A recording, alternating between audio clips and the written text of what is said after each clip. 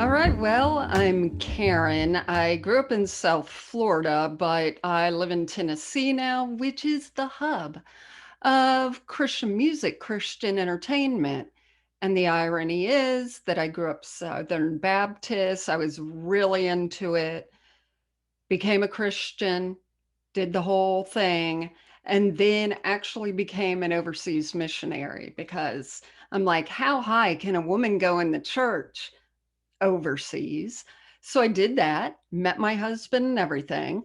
And since then, I have fully deconverted. So I can tell you, reading the Bible and being a missionary can do a number on your personal beliefs. Oh my God.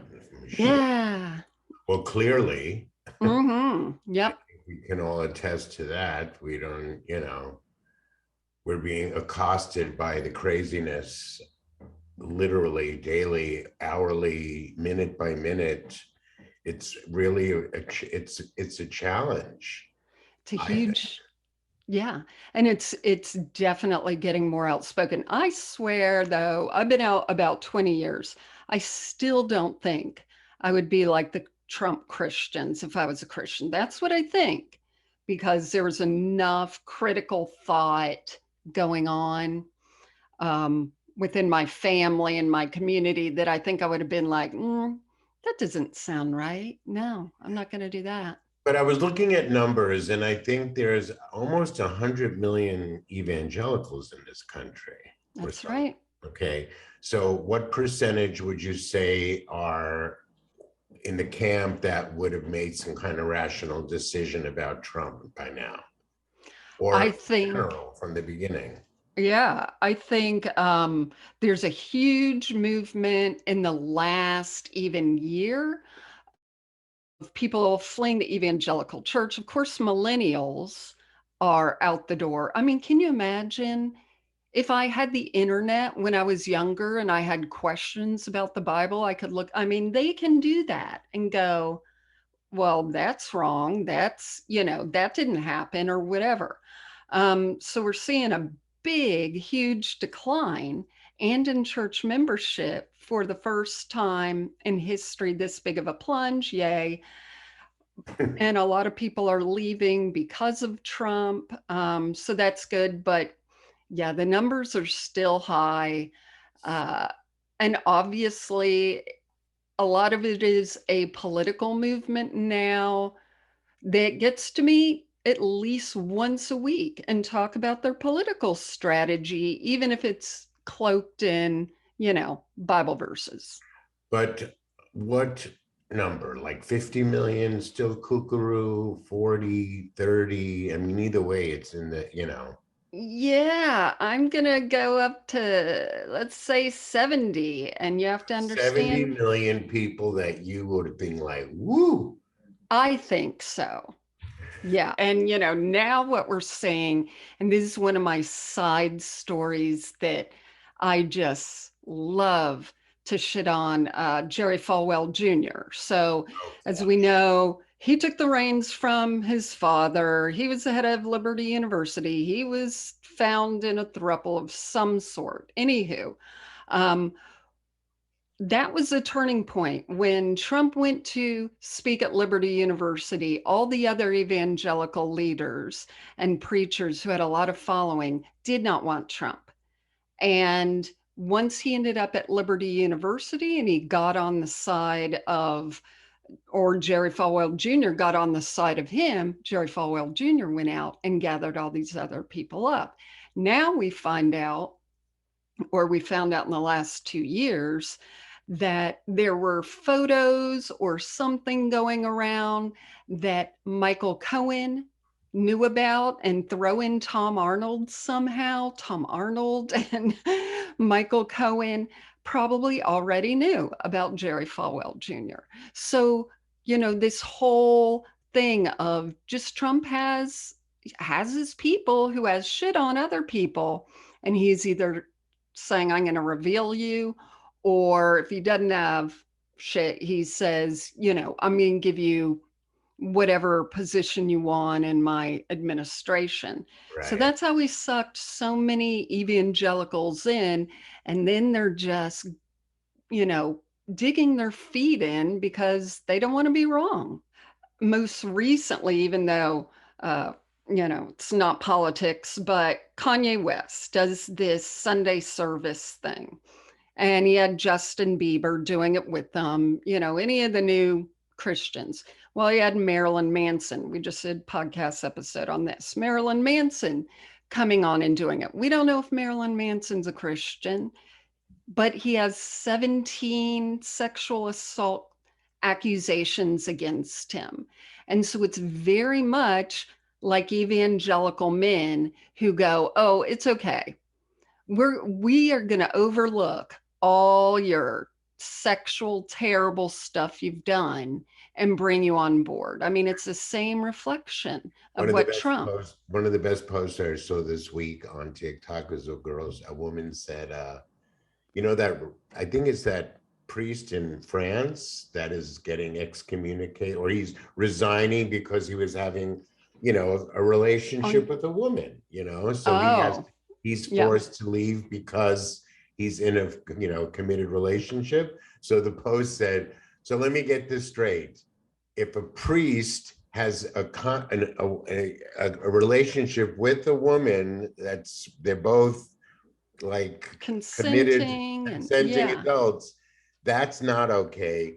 Whereas a priest can have an unconsenting relationship with this little boy and you just move them on. So I mean the Yep. hypocrisy of religion is beyond.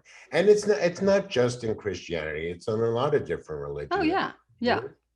The Taliban just announced that women are no longer allowed to marry without giving consent, that women are no longer to be seen as property. So I'm like, so the Taliban is progressing, but America is going backwards. Well, look, America was founded on people that are just like the Christian fundamentalists. Mm-hmm. That's why Right. they were not welcome in their own country. They had to go start from scratch. Right. And violent. I mean, the thing that's so interesting is that, not interesting, scary, is that that is the DNA of this country, Yeah.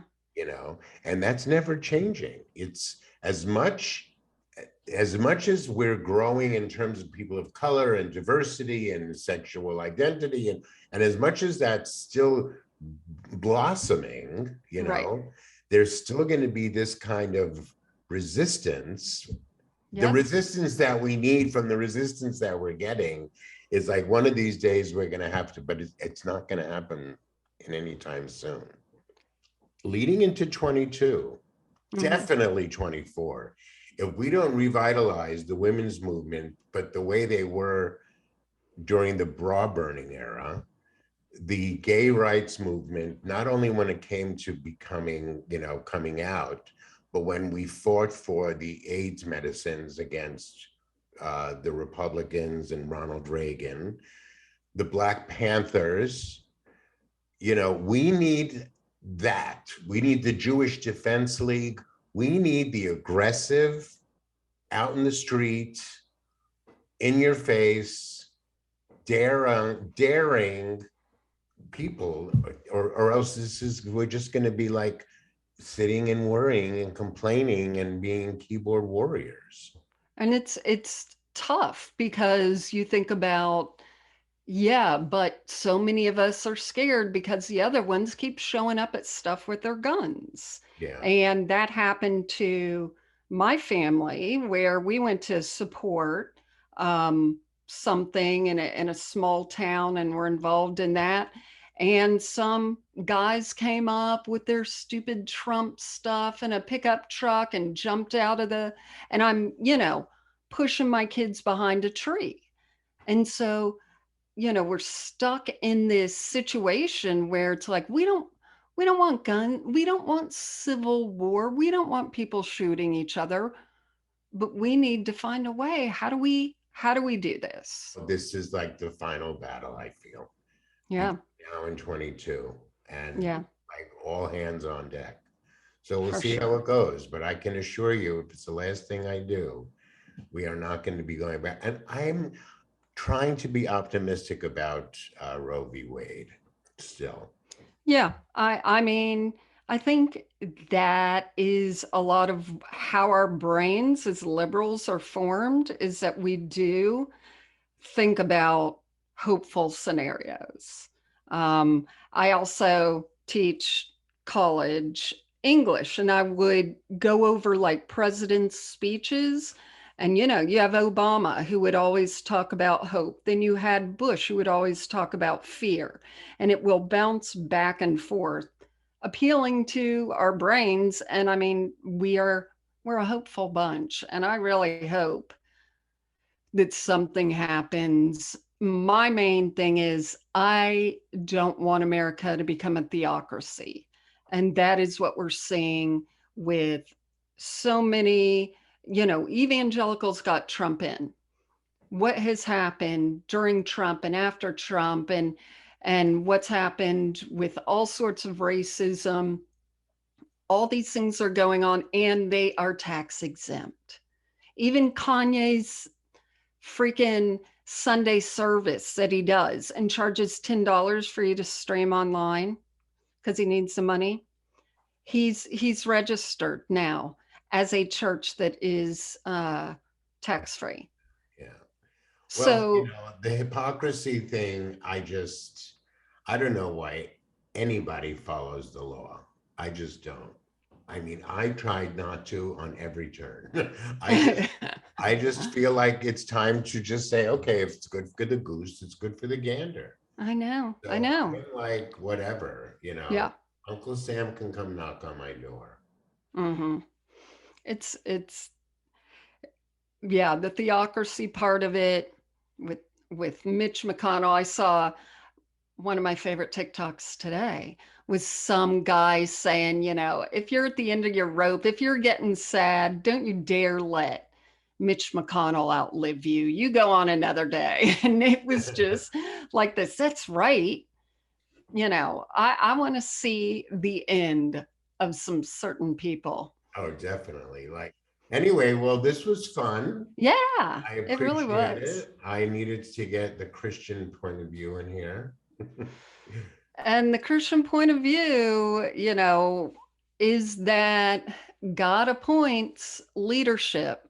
So that's what they believe. So whoever is in leadership, they are supposed to follow. And that's why we have so many of them saying, Trump is the real president. It's going to be revealed soon because they don't want to have to actually live the verses that they told everyone to live by when Trump was president. Right. All goes back to, you know, just some really shitty understanding of what they even believe. Because, Right, right. yeah, They're finding just out. changing the narrative to make it Uh huh. in their own head, or else they're living a lie, and that would be too much.